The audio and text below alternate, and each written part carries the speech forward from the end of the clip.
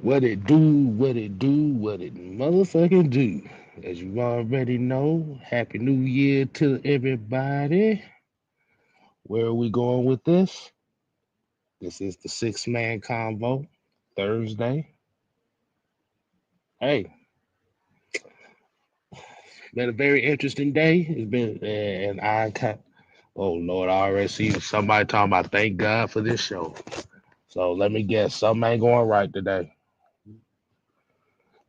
But I'm your host, the Shogun, aka Pie May, Six Man K Styles, and co-host of the evening, as you already know him as the Senator. Mad Mike Sports is in the building. Hello, great people. Those Georgia fans are really cool right now. They're looking really good right now. What the hell's going on? Oh, no, I ain't gonna do that. See. Shut up, phone. I'm not trying to go through that. All right, man. So we got a very interesting show for y'all this evening. We got a few topics that we want to go ahead and get into. But before we do that, might we have what we call the what? The real. It's the real rock out. You know that song from back? Rock out. Yeah. Hey, man. Like I said, bro, we kicking this off, man. Andrew G get the first one. Damn, he was waiting on this show. We got King Treyway, we got A137 Sauce, Ghost Pepper. Well, look, Mike, there's a name we hadn't seen all season. Uh-huh. Very, very interesting. Interesting. I guess they call him Yeezy. We ain't seen him all year. Interesting. We got I'm Vaughn. Got Sonya. I'm trying to figure out why. Yeah, I'm kind of in. I'm kind of intrigued about that. But we got Georgia, Texas boy. We got Carlos. Um, Um, hey, there's a few more people in here, man. Hey, we got MVM 1978. Man, definitely shout out to the members of this channel and shout out to the members of all the channels, man. Like I said, man, we appreciate y'all as well as we appreciate everybody else that tunes into these shows. Diamond, what's going on?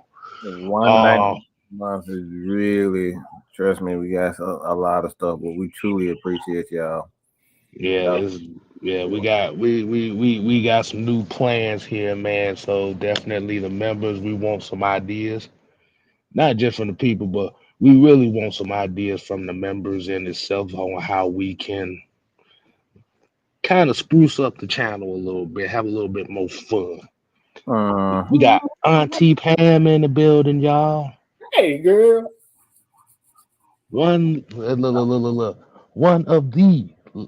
lady birds of AFN. Make sure y'all show Auntie some love. All right, so as y'all coming in, hopefully y'all hitting that like button, and if you want to share it to some neighbors or friends. We definitely appreciate that. Man, we got 3 topics to talk about tonight, Mike. Woo, boy. So definitely, since we didn't really have a heavy hitter show since it was New Year's Day, we're gonna give quick thoughts on this season finale game between the Falcons and Panthers. That's topic number one. Topic number two is Bijan Robinson Pro Bowl snub. Mm. And I kind of want to save the Raheem Morris thing for the end. So we're gonna let the people in the chat, the people watching, decide how we're gonna kick this off. Are we gonna kick this off with the game preview or our thoughts on Pro Bowl snubs?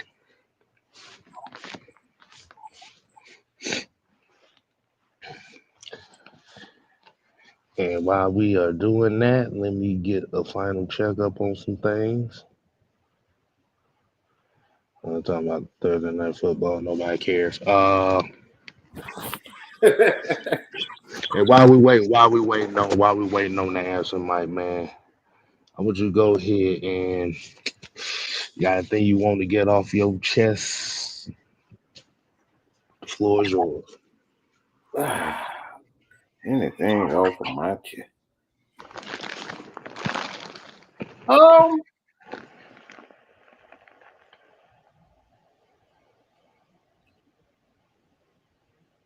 do I have anything? I don't know. I mean, I I would probably say something about wrestling, but not everybody wrestling fans. Um, Well, I got a problem. I got a problem in wrestling. Well, I got a couple of problems in wrestling. mm, One is what in the bloody hell is going on with AEW? Good God Almighty! But that's not the problem that I have. The problem I have is we got two whiny crybaby ass superstars right now calling each other whiny crybabies. It's the funniest shit right now. Seth Rollins. Seth Rollins and CM Punk. Oh my God. I'm like, bro, y'all literally talking about each other whining and crying and being in the center of attention. I'm like, like how are you gonna get mad at somebody for doing what you doing? It's the You Spider Man meme all over again. doing? You said it's the Spider Man meme again. Bro, You, I'm you, looking at you, you. Yeah, I mean, AEW is a shit show. oh boy, it's That, bad. that what you talking about with those two is a snooze fest. So, kind of really don't, kind of really not surprised. But let's go ahead and get right into it, man. So I guess everybody want to talk about the Pro Bowl snubs that's been going on. Let me go ahead and bring this up. Let me go ahead and bring it up. So it has been announced today that the Pro Bowl rosters. I know Oh, most folks really don't really care about the Pro Bowl, but like that. But it's just about the accolades that come with it and certain incentives. uh-huh. And and on the NFC side, we only have two Falcons that made the Pro Bowl this year. Oh. Mr. Chris Lindstrom and Kadero Hodge. Let me say that again. Yeah, yeah. Chris Lindstrom and Cordero Hodge are the only two Falcons to make the Pro Bowl this year. So I want to get everybody's thoughts on that. Mike, I'll let you give. So how do you feel? How do you feel about guys like Bijan Robinson and Jesse Bates? Hell, I even throw a name as a AJ Terrell kind of gets snubbed out the Pro Bowl this year. Hell, Caden Ellis is another one. But probably the biggest one for me personally is AJ Terrell. I don't see there's better corner in the league right now. and the NFC that's better than him. Um you can't tell me there's a better corner in the NFC than him. Like you got guys that may be up front, but I can't right off the top of my head name a better corner that's performed better than AJ right now. Mm. He's done everything. He's been up against everybody else. I mean, every big receiver, none of these guys have gotten 100 on him all year. Not one receiver that he's lined up against. So, like, you look at his numbers, like they even, when he's going on one with a lot of top receivers, yeah, they may get a couple big plays here and there, but like they don't have big games against AJ. So that's probably the biggest snub for me personally is Mm. AJ. But I'm not surprised, man. Look, this is what happens when you gotta. This is what happens when your coaches, when they don't when they don't win game they should. This is what happens. Your players suffer. Mm.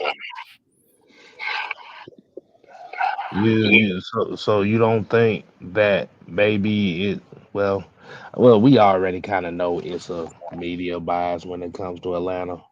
But do you think I'm gonna throw this thing out here? Do you think with him with the Falcons kind of holding back the debut of a Michael Penix didn't play a part in this as well? Do you Holding think it that back. did? Yeah, you know what I mean. Not starting Michael Penix sooner. Do you think that this could have been a reason why they snubbed a couple players off this team? Of course, that had a lot to do with it because a lot of people didn't want Kirk Cousins to even come here to begin with. They wanted him to be in another place, and being that you don't start the guy that they really want to, yeah, they was gonna make Atlanta They were gonna punish Atlanta for this. Mm. But but the reason why I threw Bijan Robinson's name in here in particular is because there's articles out here that was talking about like Bijan and the type of year that he's having as well, and pretty much the running backs that are ahead of him as far as that Pro Bowl. Okay, we know Saquon Barkley was gonna get there. You got Jameer Gibbs and Josh Jacobs. Mm-hmm. So just kind of looking at a lot of a lot of these positions here, it's look like it's solely based on team success more so than the individual player itself. So Mm-hmm. I kind of think it was a damn shame. And I'm a Jameer Gibbs fan too, but I the season Bijan's having, I can't put Josh Jacobs or Jameer Gibbs over him. It's not. It's those guys are not better. And like I said, I've seen Jameer. Jameer is when you talk about it, he's pretty much one of those guys that I label as a schematic. Uh, he's one of those scheme players where he's gonna look a lot better when you put him in a certain scheme, and he's successful. He's putting up those big numbers because of the system that he's in. Because you're not focused just solely on him. You're trying to stop two and three guys on there, and like I said, that's one of the best offensive line, if not the best offensive line in the league. Right. So it's like he's not better than Bijan. He just isn't. Okay. Okay. So they haven't really brought out the alternates is what I don't know what the alternate list looks like.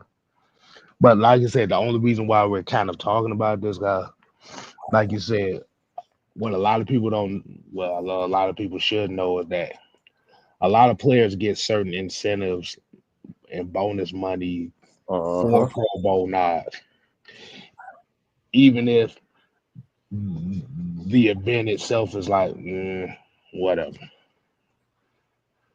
Um, oh Lord, they said the Georgia wide receiver and dropped another pass. Motherfucker, that ain't news. uh, but it's a shame. But like you said, it's what to be expected. Like you said, Atlanta really had to have that dominant season that a lot of people expected them to have this year, and unfortunately, they didn't have it. So a lot of the recognition for a lot of the players gets diminished because of it. And this just the perfect example. You talking about J.C. Horn over A.J. Terrell? Get the fuck out of here. You can get all the way the fuck up out of here. JC Horn. Man, fuck out of here. Ain't 39 years to come on, goddamn JC Horn.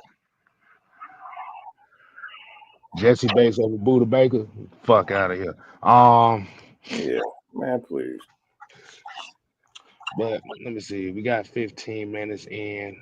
All right, let's go ahead and get right into this Falcons Panthers matchup, season finale preview matchup.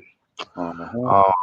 As everybody already know that the implications of this game is enormous and it's highly unlikely because the Falcons playoff chances, and I got put in quotations playoff chances, Playoffs. playoffs, playoffs. Shout out to the great Jim Moore for that sound bite right there. Falcons have to win this game, and I can't believe I'm saying this, but you need the Saints to beat the Buccaneers. Uh-huh. So we not worried. We not even we not even really just talking about just that scenario because we know that's mostly unlikely. But Mike, I asked you the question. In particular, what are you looking for in this game? What what should we be looking for in this season finale? In your opinion? Well, I'm looking for the chemistry with Kyle Pitts and Penix. That's what I'm focused on mostly. Um, I just have no defensively. Uh, it's I don't think they have a. I don't think it'll be easy, but I don't think it's gonna be as difficult as it quite possibly. I just want to see how these guys really finish because I think they found something with Caden Ellis, and I think they need to build upon him and put him in the right spot. Um, Every kitty also, but I think offensively, man, say goodbye to some of your favorite players. We'll get to that, but I want to see the chemistry with Kyle Pitts because I just don't think they have enough DB, helping the secondary to kind of hold Michael Penix. I think this would be one of those games for Penix, and you know, I went back and I watched that game. He and Drake have chemistry, but I think the thing with it's two things that I saw out of that. He really liked throwing to Drake, and he really liked throwing to Pitts. I really that the chemistry between those guys is really interesting, It's really interesting. So that's what I'm going to be focused on is the Drake London, Michael Pitts. Good God Almighty, that's the running back. Oh my God, y'all. Michael Pittman. Well, I'm thinking about the running back that used to Michael play. Pittman. Yeah, Michael Pittman used to play for Tampa Bay. That's what I'm thinking. I have no idea why I'm thinking about that, but he's one of those guys. When you look at Pitts, man, he has the potential with a quarterback that's very um, confident.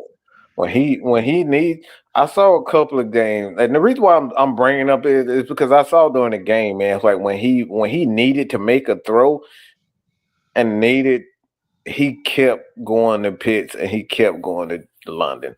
So that's what I'm gonna be focused on. I like that he was very confident in throwing both of those guys. Because that's what I like. That's what I like for the court for your quarterback to understand where your big players at. Like it's cool to be a quarterback that spread the ball around. But when I need a big play, man, I don't want to be throwing the damn ball to no fucking Cash Jones or no shit, no shit, no bullshit like that. I'm sorry, Georgia fan, but I'm not throwing it on Cash Jones, okay? And I meant that as an insult too. I really did. He's a cute player, but I'm not trying to get Cash Jones no touchdowns. I'm just not doing Damn. Um, and that's kind of a very interesting observation because I know that's yeah. I mean, yeah, like you said, the biggest indicator of that was the biggest thrower in the game went to the very guy that everybody lost confidence in. And like you said, man, just like you said, just continue to build that chemistry up. It's not a guarantee that a lot of the players is going, like you said, a lot of players ain't gonna be here, like you it. said. Uh-huh. And based on all these damn stories that they coming out with, is like they trying to break the damn team up already. Oh yeah. Oh boy. I found something interesting. But like I said, the Falcons have an opportunity to whoop the dog shit out of the Panthers. Like you said, at least give us something to laugh at the end of the season. But yeah, but like you said, I definitely need to see a little bit of Tissy because since because this the last this is a home game, so this is the last game of the year at home. So Mhm. they gonna have to do the damn thing here in front of the home crowd. At least get the home crowd a little bit more confidence for next season. This is a huge game just for the fan base in itself. Right. Cause damn it, I just had a train of thought. My bad, y'all. I just had a train of thought and just lost it just like that. That's what, but like I said, that's what I want to see, man. I just want to see the intensity up here, man. Like I said, this is the last game, this division game, final home game of the year. Um, I just need I just need them to bring everything that they got out here. Like I said, if Bijan Robinson is on or Tyler Algier is on, run that some bitch. Uh-huh.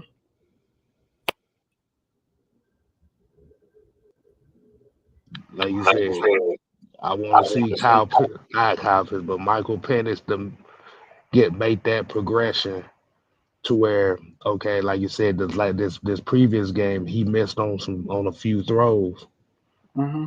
But like you said, the one good thing he did about that though was he never beat himself down about them throws. He came back and Yeah. did his thing. And that's Mm-hmm. what you want to see out of him. Um, can we finally see Brandon Douglas out there or something like that? I think this game is should be a good opportunity for some of the young guys that ain't really played much to get some burn in. That's just me. That's what I like. I said, I want to see the future. I don't give a damn about. Look, I don't. I'm just being. I don't believe in anything that Raheem is doing. I don't. I just don't. I don't buy nothing he doing. Look, I don't buy shit he doing. He's gonna have to convince me that he really want to be that he really want to win. I don't think he really wants to win. I think he's so infatuated with trying to prove that he's a oh I'm a cool coach and and guys like me and they love me and we're gonna be persistent. Like he's trying to sell that he's not focused on being a coach. So I'm not buying anything he's saying and doing. I don't know what you're doing. I don't know what your defense is. I don't know what your offense is. Offense is one way with Kirk Cousins, it's another way with Michael Penix in there. So I just don't believe in anything he does. Like I'm going to be that party pooper. I don't believe in anything that he does. I don't. He's gonna have to really show me that he really wants to be. He's in my opinion, he's more infatuated with trying to be liked and well received by the fans than he is winning. I'm not buying anything. So, how big of a game do you think this is for Zach Robinson and Jimmy Lake? Because they've been catching a lot of heat here as well. They're gonna have to put up 50 points for Zach Robinson to look good in the fans' eye. I think they're done with him. But I think that's exactly where, in hindsight, this is exactly what Raheem wanted. He brought in two young coaches like that so they can take all the heat. Bro, this man, I'm telling y'all, man, this man know what he's doing. That man did this on purpose.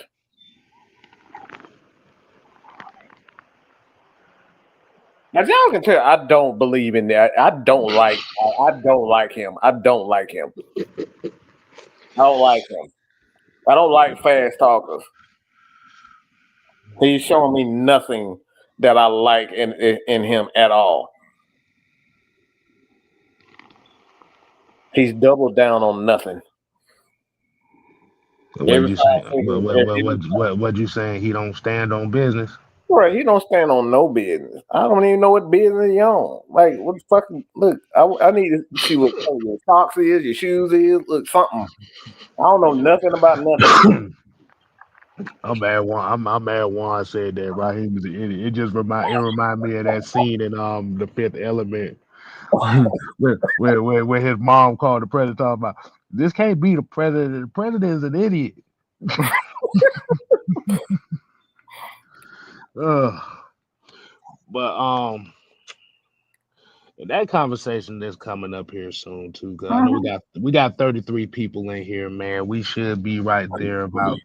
I would like to get about 33 likes on this live, at the very least 20. What's outside here says you're not impressed with how fast Raheem could talk at these press conferences. Yeah,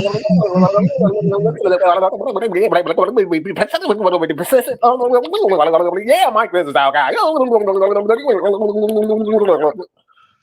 I don't give a fuck about what you man. He's our guy. We're gonna fight hard and yeah. Shut the fuck up. God damn it, right? that just that shit sounds so wrong right there. Right now. They used to call you jawbone.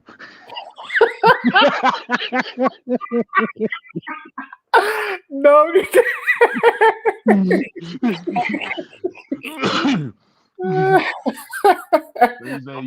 say he jawboning through them damn press Yeah, conferences. he That's what you say jawbone he to doing. the damn cup. Man, that motherfucker said nothing that nobody. He ain't talking about no football. They always talk, man, we really believe in him. He's going to be real tough. And, man, if you don't shut the fuck up, man, I don't want to hear that bullshit. Get believing in Kirk Cousins and get him out of the doghouse, okay? That shit didn't do nothing. Hey, bro, get out. I don't want. I don't care. I don't care. You want to be positive with your look. Positivity is only so good when it comes down to adjustments you make. You can sit up here and say, "Yeah, I'm going to be tough. I'm going to be tough," but you sit your ass in that same chair, spot, moment, doing nothing. Are you really being positive? Or are you just doing a whole bunch of talking? I'm just, oh, I remember you. They used to call you Jawbone. Oh man, easy ask question. Say, can we make it to the playoffs? Man, hell no. Man, he ain't got a chance in hell. Like you said, the football guys will be on our side if the Saints will have to beat the Buccaneers. No, I'm not saying that I won't. Like, I'm not going. I don't want anything positive to happen because obviously you do as a team follow your team, but realistically, we're looking for the Saints to beat the Bucks. Do you hear the confidence in our voices when that was said? Like, come on, bro. And then the damn show didn't. Damn show ain't got that in the world in the happiness of the world. Man, what's up with all these? Okay, so let's go ahead and get right into the final conversation we had tonight. Let's see what the scores is right now. Mm, Okay, it's getting into a game now. All right. Okay, so pretty much the conversation of the Falcons Panthers season finale. Well, like I said, we expect the Falcons to whoop the shit out the Panthers, but I don't want nobody going into this game thinking that okay, we have a chance at the playoffs. Like I said, we just need to win this game just for confidence wise. That's it. Now let's go to the main topic of tonight's show, and this is probably the topic that a lot of people really coming over here to talk about, and that's Mr. Raheem Morris. Oh boy. Now, Raheem Morris over this past week has been getting a lot of flack based on his mismanagement of time in this previous game, in which a lot of people feel like that he helped cost the Falcons the game against the Commanders. Now, before I get to what I have to get to, I ask Mike this. Mike, I'm gonna ask you this question, and we already know the answer because we just heard you talk about it.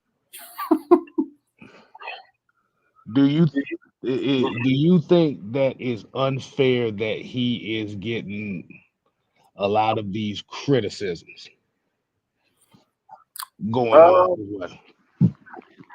I mean, it depends on which criticism. And what I mean by criticism is,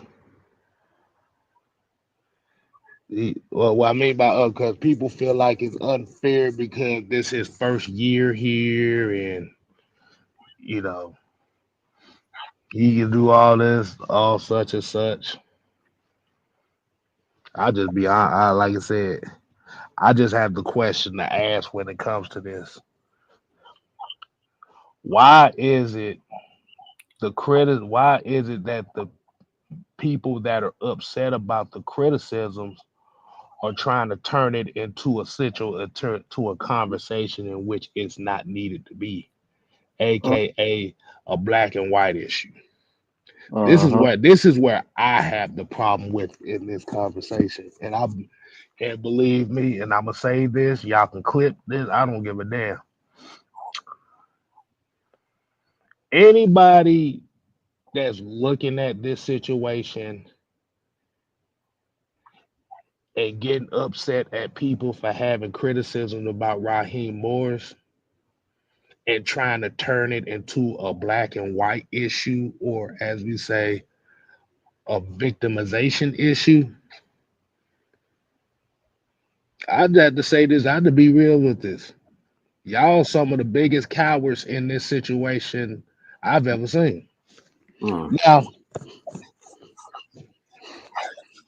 let me ask you a question. Let me ask you a question. This is what I think. Raheem Morris is getting the criticisms, and I believe that is justified not because he's a black coach, but it came with the expectations of what a lot of people had this team doing this year. Uh-huh. You think about it. We can go all the way back. We can go back to Twitter. We can go to Facebook, all the way around when he first started, when it was first announced. Everybody, a lot of people's expectations for this team was, and I know it was for me too, was win the division and possibly just one playoff game. That was the expectation. And that's what a lot of people's expectation was. And the main people that you're seeing that's upset about it, that's what they're basing it on. Now the popular thing that I see people do now here is, and this is why I say the black and white crash out crew, as I want to call them, Uh-huh. they're using the comparison of the Arthur Smith situation. Mm. But let me ask y'all a question. When Arthur Smith was first named the head coach of the Atlanta Falcons in 2021, what was the expectations for the Atlanta Falcons per its fans, per the media?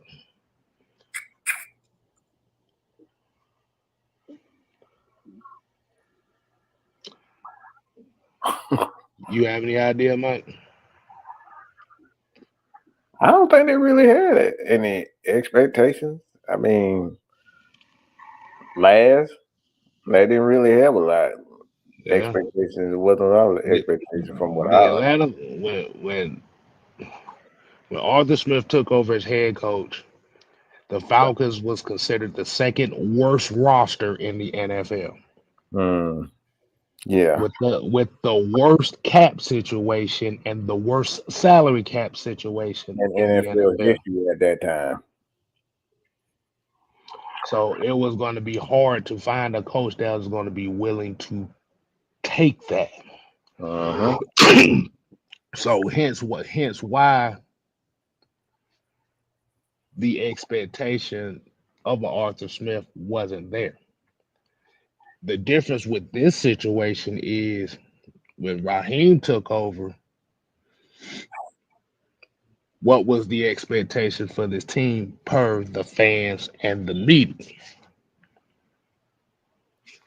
Went in the South, taking it to the next level, and you had a lot of people that was looking at this team as an 11, 12 win team before the season started. So if a lot of people are upset at his expectations, the expectations that they had, you can't get upset at people for being mad at them.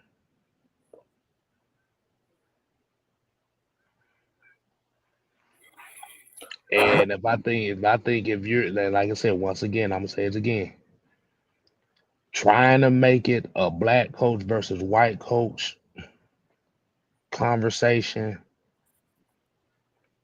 tells me how much of a coward you really are in this situation. because, like you said, now you're trying to escape the accountability from the expectation of the Atlanta Falcons with Raheem. Is he going to get? I know the popular question is he going to get fired after year one? No, like, don't nobody expect him to get fired after year one.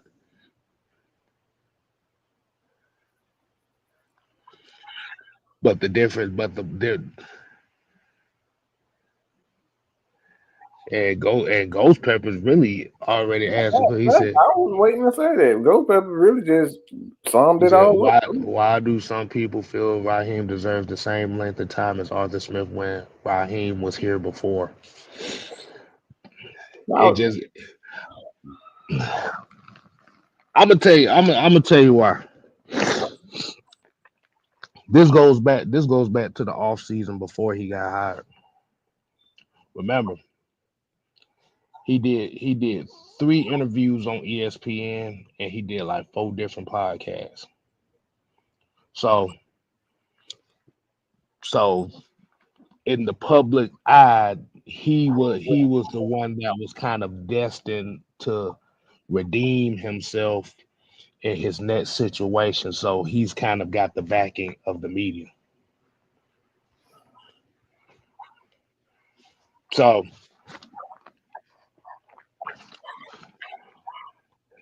in a PR move, the PR move to bring in Raheem Morris, it has its pluses for that, but then it also has its minuses because of his track record as a head coach itself. uh, people not gonna like what I got to say. Go ahead, Mike. What do you think? Then I'm gonna ask a question after this. Go ahead, Mike. Raheem is nothing more than a dancing nigga. He's the James Brown. He's the Michael Jackson. He is the prince of the Atlanta Falcons sports. That's what they brought him in. They brought him in to dance and sing a bunch of happy songs get while they get the guys that really is gonna come in here and and and, and take this team to where they're at. Because this dude ain't qualified. Nobody in here can tell me what this dude is qualified outside of singing and fucking dancing and singing happy love songs at a goddamn press conference. Tell me what has he done on this team to say, all right, he deserves another chance. Tell me. Somebody tell me. I am willing to sit down and listen to each and every one in this mug. Y'all can hit me up. Look, I'm on Instagram at Mad Mike Sports, Atlanta Falcon Nation. You can find me. Michael Anthony Linson on Facebook. If you guys want, I'm on Twitter, I'm on X, whatever you want to call it. Tell me what this guy's qualified at. The Falcons needed somebody that can sing and dance and be the cute, lovely, the Kardashian of the Atlanta Falcons coaches. Because they never had a guy that people like. They thought hiring this guy was going to make them look good in the eyes of the media, and the media still don't care. That didn't work. He's answering all their questions. Now he's answering all their questions, and what has it gotten us?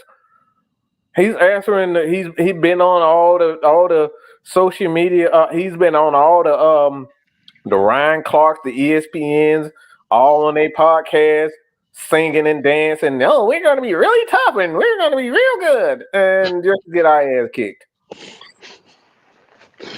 Dre talking about saying, "Oh Lord, Dre talking about you saying he's Barack Obama." Look.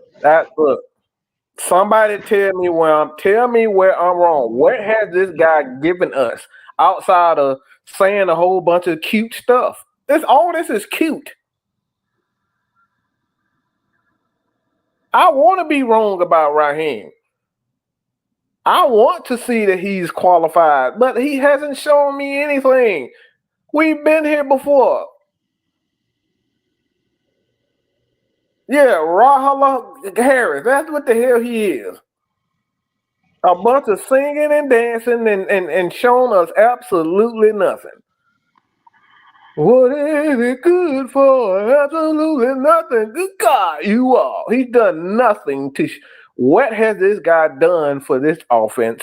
Nothing. What has this guy done for this defense? Nothing. What has this guy done for the special teams? We already had a special team. The special teams guy was already here. The offensive line guy was already here. Most of the defensive guy was already here.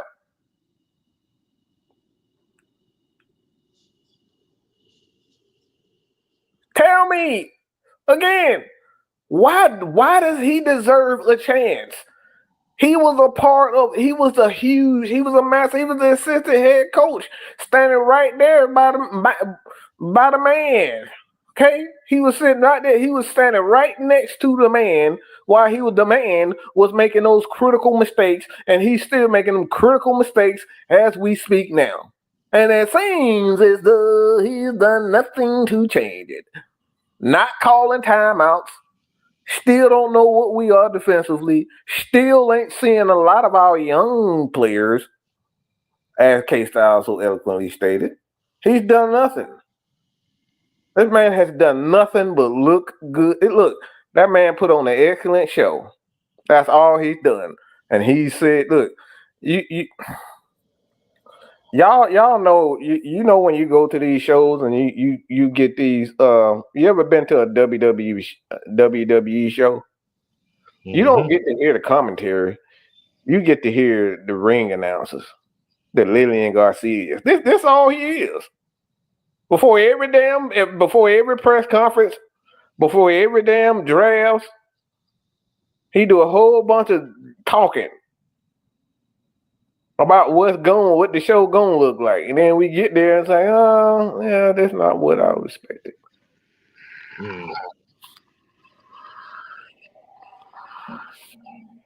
So do you think that one of the bigger issues was? So do you think? So what do you think? So what do you think is how can he redeem? What do you think he would have to do to redeem himself in the eyes of a lot of the fan base? Shut the fuck up. Show us. I don't know phrases. Show us. I want you to explain to me why you said shut the fuck up. Look, if I gotta hear this motherfucker say this one more time, persistent, and I really believe in our quarterback. We really believe in Michael Penix. You said the same bullshit about Kirk Cousins. You ain't saying nothing that you wouldn't already said before. Be like Bill Belichick. Get in there, answer the questions as short as possible, and get on the fucking field and show us. That's all. That's all you do. I'm tired of the slogans, bro. Who the fuck is next? Just to get your ass kicked out. Like, come on. You had all that to say just to get your ass kicked. Who the fuck is next? Who the fuck is next?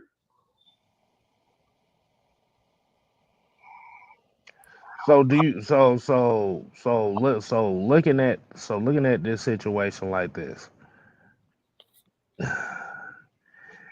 do you think that if he would have made that Kirk Cousins move a lot sooner, when everybody was kind of seeing that he had lost his confidence, do you think if he would have pulled that trigger a lot sooner, do you think he'd have got a little bit more of the benefit of the doubt right now? Yes and no. Yes and no. Yes and no. Do you think with him kind of saying that these past few weeks, him being heavily involved in the defense now, after the first 12 weeks where this defense couldn't sack shit. Mm-hmm. Like he had it, like you got all the answers now. You got all the answers now before you didn't have all the answers in 12 weeks, but now you got all that. Man, see, that make me want to smack you in the back of the head. You had all the answers in the last 3 weeks of the damn season, but you didn't have all the answers in the beginning. Man, if you don't shut the oh boy, oh my God, bro. That don't even make sense. How you got all the answers in the last 3 weeks of the season, but you didn't have in the first 12 weeks of the place. Man, this is why he need to shut up. It's stupid. Because I think where the biggest issue comes in with this is, like you said, and I think a lot of the fans are getting that sense of deja vu because, like you said, this is a repeat of the 2015 season all over again, Mm-hmm. where Dan Quinn's first year as a Falcons head coach, we started off 6-2 and ended the season 8-8, and we're kind of going down that same scenario right now.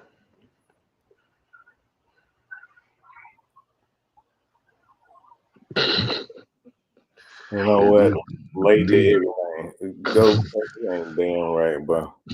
D Coleman ain't shit. But he said he already threw Michael Yeah. Penix under the bus. So it's clear to me who his guy was. It's no surprise to me that he said that about Raheem has done this before.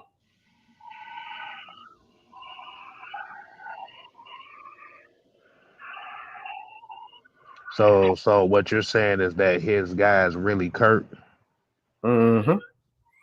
Yeah. Would you say his guy is Kurt and Fontenot's guy is Penix? Mm-hmm. There's a power struggle right now, y'all. Hmm. You don't bring in two quarterbacks and spend that much money because the Falcons spent well over $100 million for both quarterbacks. 90 for Right. him and then a good 30, 40 for Penix. That's about $120 million that you spent for two quarterbacks. Hmm. There's a power struggle somewhere. Hmm. Cause the reason why I like having this conversation is because I want to kind of get into the juxt of where a lot of the people are kind of feeling right now. Cause like you said, how you feel about Raheem Morris, you may have a bunch of people that feel the same way, but just don't have the, I ain't gonna say don't have the guts, but or maybe worried about a lot of the backlash that's come behind it. Man, Um, yeah, a lot of people just they too chicken shit to say what I'm saying, but they think a lot of people saying the exact they feel the same way, but they think because you got a black head coach that black people gonna turn on them and not follow them. I don't give a fuck if you. I'm gonna say what the fuck what's on my mind, and this has nothing to do with black, white. I'm talking about the guys being qualified. I just want a qualified coach. That's it. You can't tell me that he's qualified by looking at his resume. That's all. This is all this is about. This ain't white, black, brown, purple, green. I don't care nothing about. This dude has not shown me that he's qualified. Outside fucking smiling. yeah, here go mad. Here go mad. As he talking about Fondo about to say fuck around and find out. There's talks that where Terry's demeanor has changed within the organization. I think he's sick and tired of going before Black and explaining the stupidity. Oh, that's what I'm talking about. And Magnus, look, man, if y'all really know him, man, Magnus is the coolest motherfucker, and he's feeling the same way. Yeah. I mean, I mean, and I think you done hit on something too. You said a power struggle. Mm-hmm. And it's like the more that I'm kind of looking into this, it seems like it makes a lot of sense because remember when we first picked up Cousins, a lot of like I said, you and a few other folks, and this is where we kind of got flack from was I don't know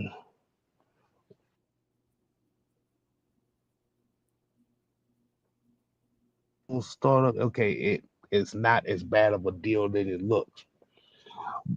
Not only a month later, you draft the very damn position that you just paid that money for, eighth Mm-hmm. overall. Yeah. So it was already there.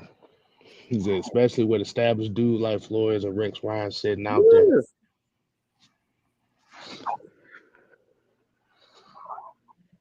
Yeah, so I think what it is, I think it's just a lot of people. Like I said, a lot of people looked at this team, looked at the expectations, and we was told that okay, we was a such and such quarterback away from getting to the next level. We started off right, but it just seemed like after week 10, once November hit, it was like all shit just the shit hit the fan that whole month. Mm-hmm. So I don't know if it was okay, we got too cocky and complacent as a team. I don't know if it was just a bad rut, Mm-hmm. but it was the energy of the team was kind of off around that time as if they thought they've already won. Mm-hmm. D. Coleman here said if Terry gets scapegoated for this season, that been oh you ain't heard they already pulling that trigger already now. Yeah. Yeah. That's why I say there was a power shift because why would ESPN all of a sudden and say something like that when Raheem Morris' name has been in there, been in the midst of being fired. People want him, and then all of a sudden Terry Fontenot name get thrown in there, bro. There's a power struggle. I'm telling Nah, y'all. we ain't look. We didn't get America Online. We got the IBM with the floppy disk. We got the floppy disk. Boy, we got that old Oregon Trail, boy. That's the old. Ooh, boy, that Oregon Trail, good God Almighty. We got that 8-bit Oregon Trail. She said, Doot, doot, doot, doot. I'm gonna tell y'all something. And I want y'all, there's one name out here I want y'all to really sit here and pay attention to because I kind of found it weird that this guy's name literally popped up right around this time. Y'all want Terry Fontenot to lose his job? Do not be surprised if we see a return of Smithers. They done brought up, never mind. They done brought one back already in Raheem. And for So, those that don't know who Smithers is, you fired Terry Fontenot. Y'all gonna fuck around and Thomas Dimitrov gonna be back in that GM position here. mm-hmm. There you go. Dude, they talk about they bring back Dimitrov. I'm a boycott. I'm just saying. I'm just saying. I just think it's weird after 3.5 years, all of a sudden Thomas Dimitrov's name is popping up for possible GM positions after 3 years. That don't make no damn sense. Dre Harrison said, but if we didn't sign Cousins, the other 31 teams would have known that we were eyeing Penix in the draft. To me, Kurt was Raheem's plan, while Michael was Fontenot's plan. We gonna find out here soon. Especially if If Kurt already when this season end and we end up hearing something about they found a trade partner, we'll know this is Terry guy. Mm-hmm. We'll know for sure where this lies. They'll take that back. Said that's how bad the Jets have been. They'll take that bastard over what they. Shit, hell yeah. Look. You got Woody Johnson up here denying trades based off of Madden ratings. We already know what kind of debacle they got going up there in New York. It is a straight up shit show up there. But kind of getting back to Raheem Morris and all this here is this came with it. Falcons fans expected a winning product. They expected a winning product right off rip because they were told that Arthur Smith and Desmond Ritter and Taylor Heineke and Marcus Mariota and Matt Ryan were the reasons why this team wasn't winning. Mm-hmm. People looked at this situation as okay, he's going to take us to the promised land. It's destiny. It's Wakanda. It's the Wakanda prophecy, where you have a black coach and a black city to lead the Falcons to the promised land in the first couple years. And I think a lot of people were banking on that, but was not looking at the situation at hand and was blinded by the symbolism more so than the team itself.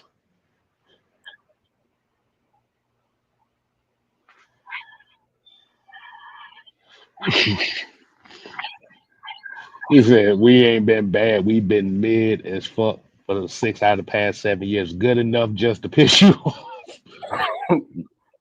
Yeah, I mean, he literally had 3 consecutive 7-10 seasons, and we possibly may have a 9-8 season going on here. Like you said, the fans are getting reckless right now. And for those that say that Terry ain't really been hitting on his draft picks, like you said, I beg to differ.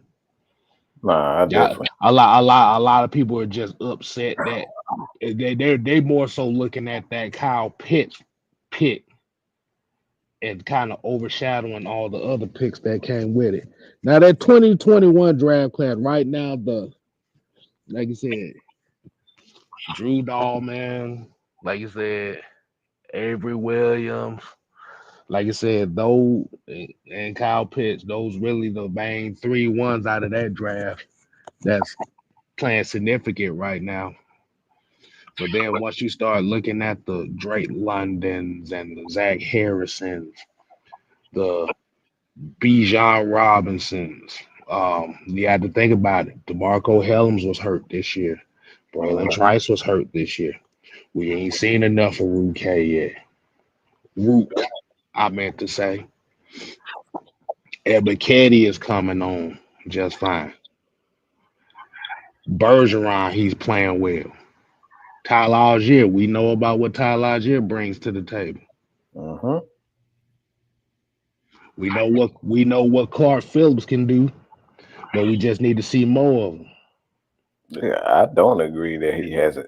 He's missed. I totally disagree with that.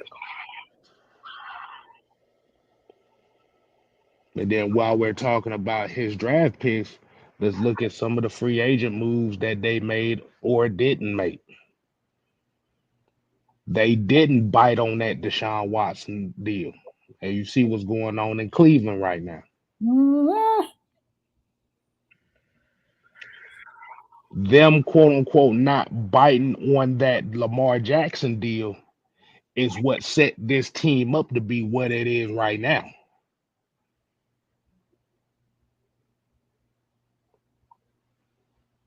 I want y'all to think about that for a second. While a lot of people were upset that they didn't go after Lamar Jackson, which in for the last time keep telling these folks he wasn't available in the first place. But Mhm. let's say he was. He did the right thing by not biting on that. Because half of these players that just got drafted the last couple of years wouldn't even be on this team based on that draft pick. Mhm.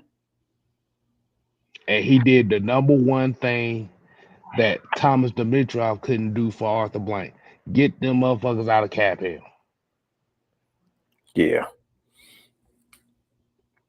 The Falcons went from one of the worst cap situations in NFL history to literally one of the best cap situations in the NFL in one offseason.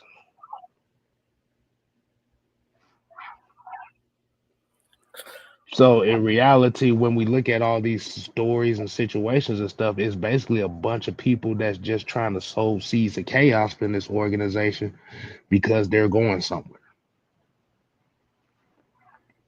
What's your take on that, Mike?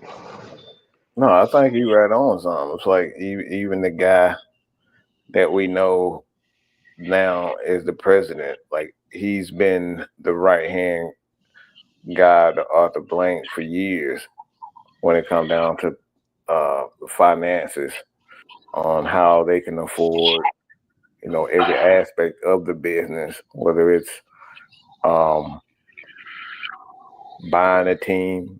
Greg Beater was right there to help him buy the team, negotiated the deal, um, to running day-to-day operations, finances, putting the plan together for not only the uh, Flowery Branch, like so many things. Greg Beaters has been right there, and I'm bringing his name up because he's the president right now. He's the one that's helping run day-to-day operations. So if he's there and he's been elevated, at some point, some of Greg Beatles guys is gonna be right there.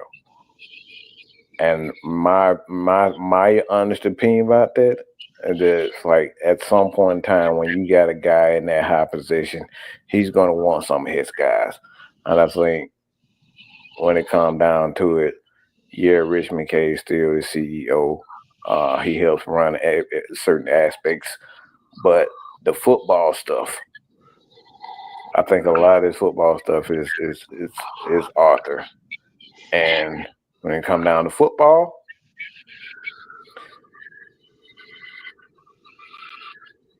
I think we're gonna start seeing some strange things happening. And I think that's exactly what we think because Arthur wants to do things his way now, in my opinion. Because he's, I mean, let's be honest, he listened to Rich McKay for 20 something years, and where did they get him? His ass. His ass on the silver platter. Uh-huh.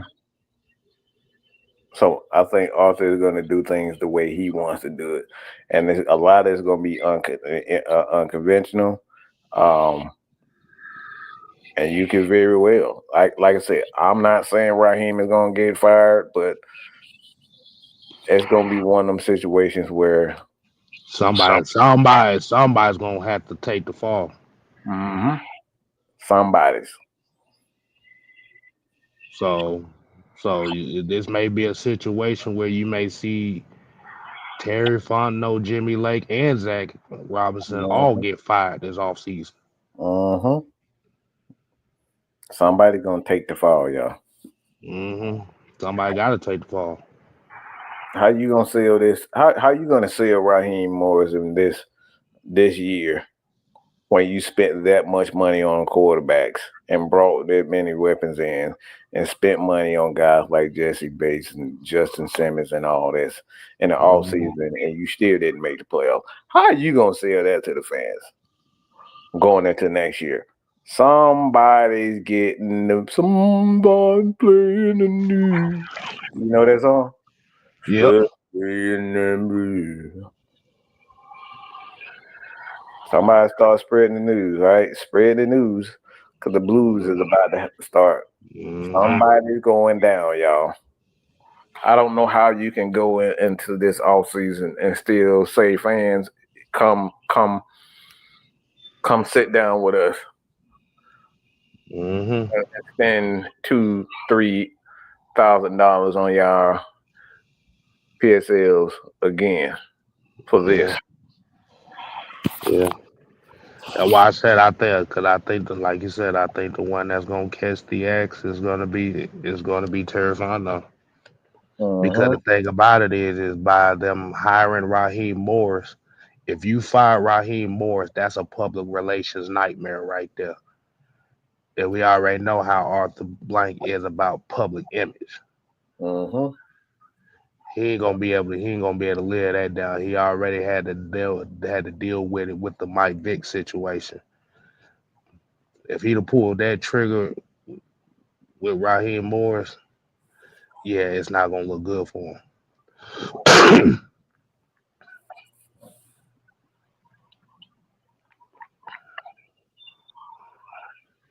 So I just say it like this.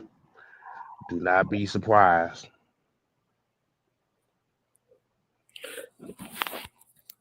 I'm already hearing a lot of stuff. Like I said, it's what I'm hearing is Terry Fontenot. There's a lot of whispers around Terry Fontenot, and they're not happy about this Kirk Cousins deal. They're not happy about it at all. The money in which they spent on it is a huge problem right now. And yeah, and I think one is two things for me. Either Raheem gonna point the finger at Terry, or Terry gonna point the finger at Raheem. But the person who really is behind this Kirk Cousins thing is really one that's gonna take the fall. Hmm.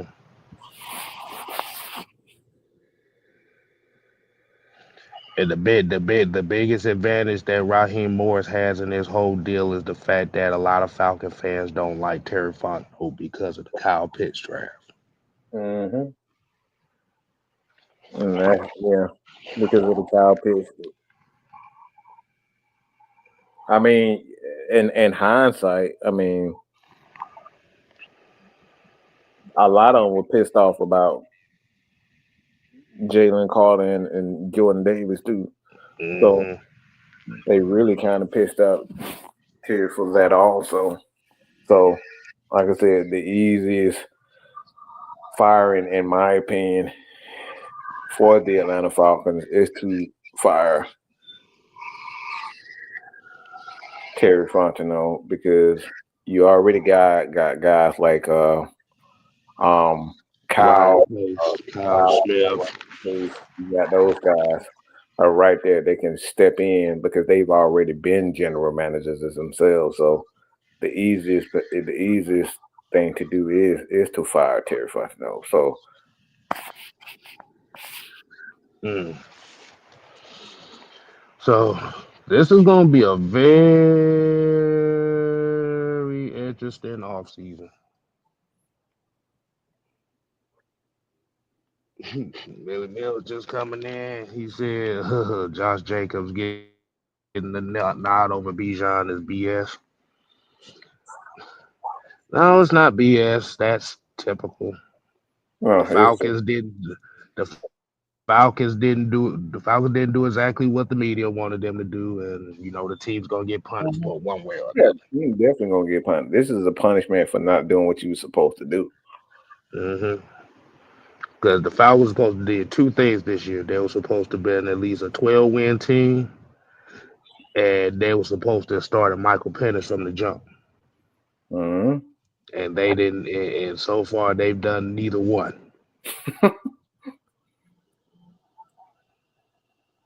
Yes, they started Michael Penix now,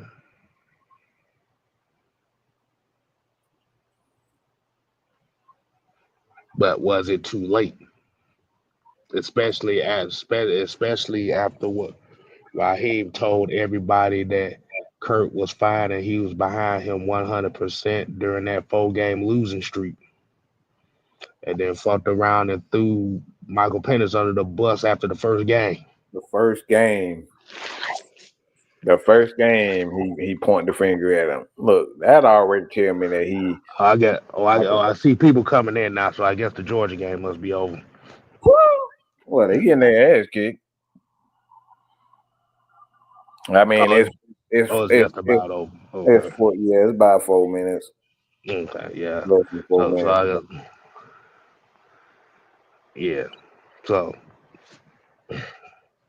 Somebody's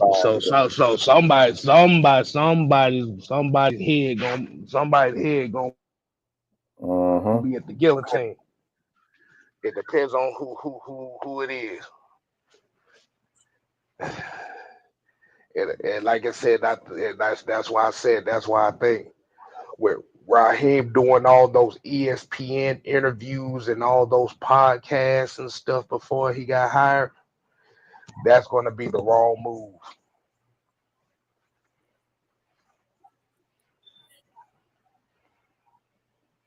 So unfortunately, if somebody's going to bite the bullet, it's mostly going to be Terry Fontenot.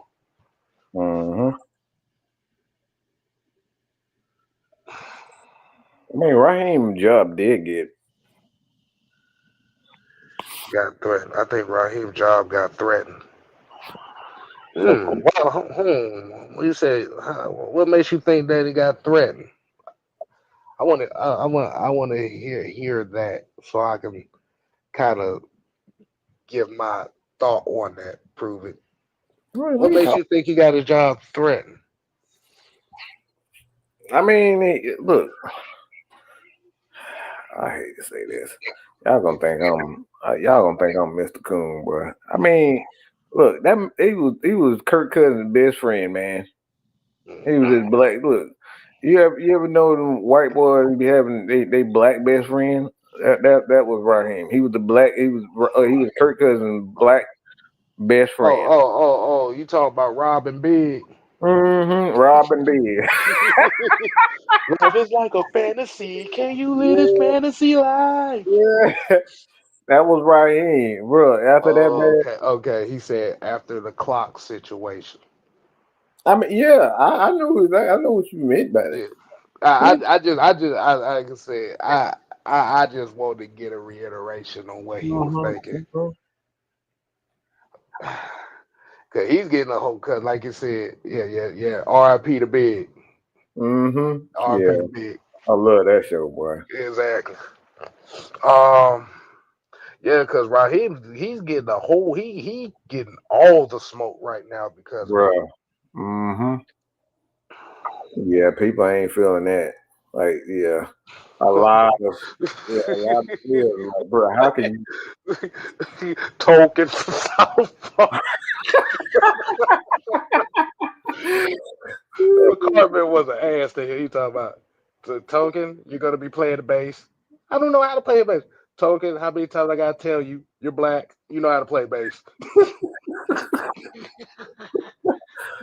Oh man, y'all gonna have me watching this cartoon.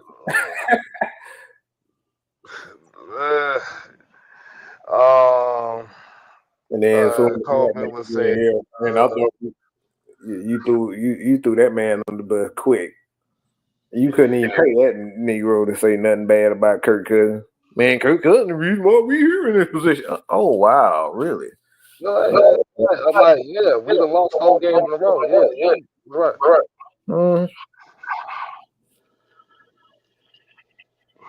But he said Raw Terry should be a package deal because Raw would be a lame duck regardless, barring a miracle. Why you think they look? Why you think they have? That's what I was alluding to earlier. Y'all gonna make me be a little bit too animated on this. Look, every organization always got to throw a lame duck in there. Always got to have a lame duck in there. Somebody who's gonna take the bullet. Right. That's it. That's why I said there's a power struggle within the organization. Somebody gonna take the bullet. All y'all super black Negroes should know that about. I mean, you should know that if you know anything about. I mean, if you just take a look at guess what happened to Martin Luther King. Who was the token? All them black Negroes that was around there. Who did what? Okay, Corey said, did y'all see what Belichick said about Raheem on the McAfee show? That's no, I didn't. No, I haven't. I heard about it, but I didn't see it. I haven't seen it. It popped up in my feed, but I haven't watched it yet. Yeah, I'm about to say, man, for us Falcon fans, but man, get your popcorn ready because this off season is about to be a complete shit show. Well, it's about to be the Real Housewives of Atlanta down here this off season.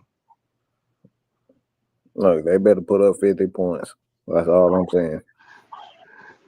You gonna have the Rankin Smith family barge their way back into this organization. I'm telling you, that's how bad it is.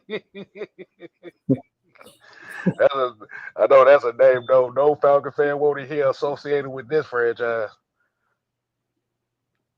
Mm. Mm.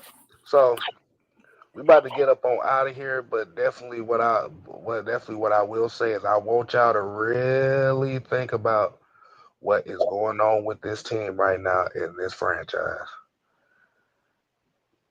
because for what it looks like it's a bunch of conflicting ideas that got thrown together Mm-hmm. in which it went well because we started off 6-3 in the season, but because after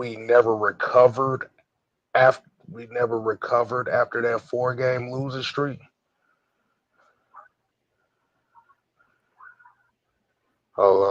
He said basically smart coaching doesn't allow what Raheem did. He should have planned better.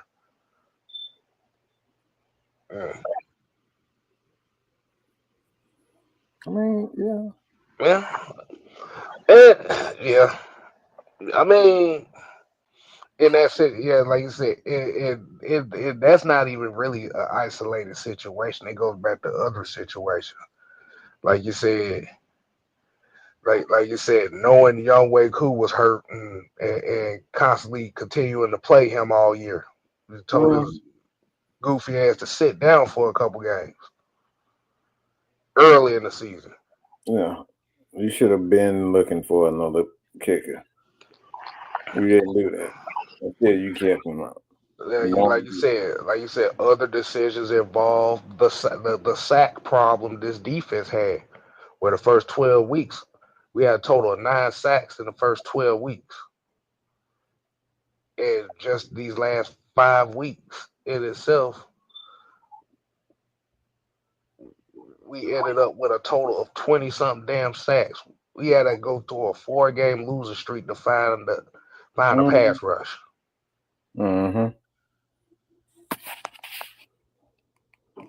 That We shows had me a lot of conflicting ideas. we That's had we had to find out that this team runs well with Bijan and Tyler running the football, where you don't have to force the quarterback to play hero. All this came after a 4-game losing streak.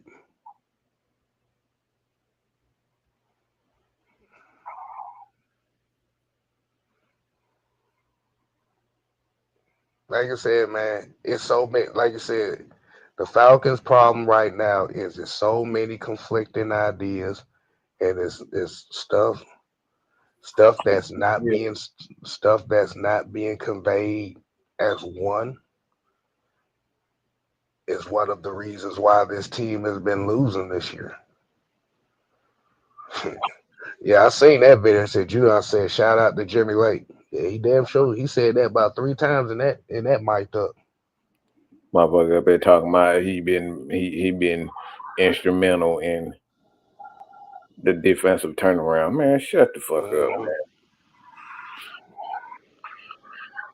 man. Just the dude just so happened to say that he was involved in the defense when they got sacks, but we Yeah. didn't hear none of that shit the first 12 weeks of the season. Mm. Yeah, a weak ass pistol with a quarterback that ain't got no lateral movement. And now I'm supposed to believe. Yeah, man, please get out of my face. So we gonna get up on out of here, y'all, man. Like I said, man, we appreciate you as usual.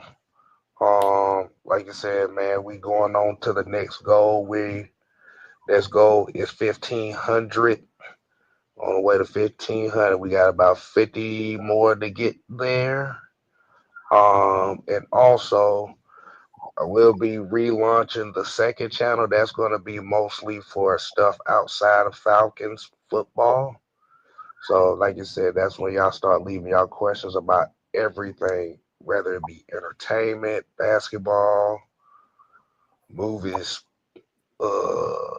whatever. Like I said, and we have that conversation on that. Want us to talk shit about the internet personalities that ain't worth a damn. Like I said, just leave it all on there. Mm-hmm. But all right, Mike, you got one final thing to say before we get up on out of here?